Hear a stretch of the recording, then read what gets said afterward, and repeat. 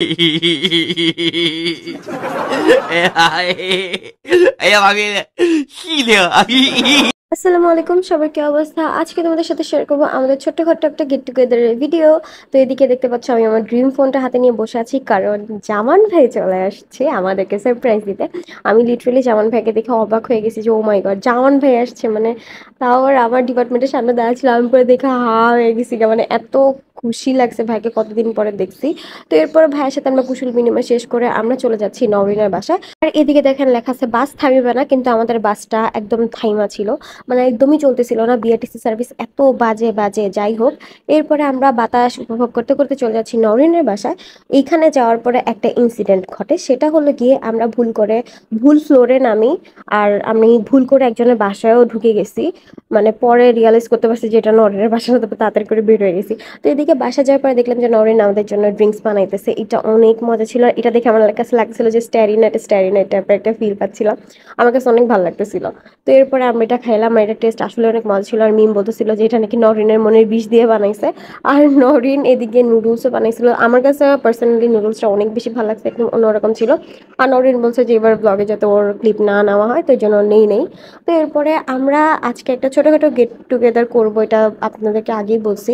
তো এটার ফুল স্পন্সর ছিল নরিনের বাসা যেহেতু আমরা করবো, তো নরিন সব দিচ্ছিল। আর এদিক দিয়ে বুয়াকে বললাম যে বুয়া তুমি ক্লিপ নেওয়ার, বুয়া বলতেছে আমি নাকি চাল ধুইতে গিয়ে আধা কেজি চাল খায়া ফেলছি, মানে কি একটা অবস্থা, আমার নামে মিথ্যা অপবাদ দিচ্ছে। তো যাই হোক, এরপরে আমরা রান্না বাড়া চলে গেলাম, মিম এদিক দিয়ে রান্না বাড়া করতেছে, আর আমি এদিক দিয়ে কি করছি, চুলা অফ করে আমি খেয়াল করিনি, এদিক দিয়ে আমি নাড়তেছি। পরে মিম বলতেছে হ্যাঁ অফ করে তুমি রান্না করো। তো এরপরে যাই হোক, সব রান্না মিমই করছে, আমরা কিছুই করিনি, ওই সব কিছু করছে। ও না, বুয়া করছে। বুয়া আজকে আমাদের বুয়া হলো গিয়ে ভিডিও, সেটা হলো গিয়ে দিশা। এখন দিশাকে সবাই চিনেন, এখন না চিনলে এখনই বুঝতে পারবে। ভিডিওর মেইন বুয়া হলো গিয়ে এই যে এটা দিশা, কিন্তু মিম কেন তাকে আমি জানি না, বুয়া ডাকার পরে মিমই আগে রেসপন্স করছে। তো যাই হোক, এদিকে বুয়া আমাদেরকে পেঁয়াজ কেটে দিচ্ছিল আর ভিডিও করে দিচ্ছিল, এদিকে আমরা ডিম টিম ছুলে ডিম ভুনা করব, ওইটার প্রিপারেশন নিচ্ছিলাম। আর এদিকে আমি একটু আচার বের করে খাইতেছিলাম যে কোনটার আচার কেমন বা টেস্ট কেমন, আমার আচার অনেক বেশি ফেভারেট। এদিকে আমাদের খিচুড়িটাও হয়ে যাচ্ছিল, আমি তেমন কিছু একটা ক্লিপ নিয়ে খিচুড়ি বা রান্নার অল্প অল্প নিয়েছি, বিকজ এত ক্লিপ নিয়ে আমরা কি করবো, যেহেতু আমরা খিচুড়িতে তো কোনো রেসিপি দিব না। আর এদিকে একটা পেঁয়াজের ভর্তা বানাইছি, যেটা অনেক মজা ছিল। আর এদিকে এই তো আমাদের প্লেটিং রেডি, আর আমরা একটা মুভি দেখতে বসে গেছি। এখন আমি মুভির নামটা বলতে পারতেছি না, কারণ আমার দাঁত ভেঙে যাবে এর জন্য। বাট অনেক সুন্দর ছিল মুভিটা, ফ্রেন্ডশিপ নিয়েছিল, আর একটু ডিটেলসে দিলে ভালো হইতো, বাট না, ওভারঅল অনেক ভালো, অনেক মজা লাগছে। কিছু কিছু মোমেন্টে অনেক খারাপও লাগছে, কান্নাকাটিরও সিন ছিল, মানে অনেক ভালো ছিল। আর এদিকে আমরা বলছিলাম দেখ এটা তুই এটা আমি। তো এরপরে আমরা মুভি দেখতে দেখতে আমাদের চা টাইম চলে আসে, এখন যেহেতু চা খাবো না, আমরা কফি খাবো, তো নরিন আমাদের জন্য কফি বানিয়ে নিয়ে আসে।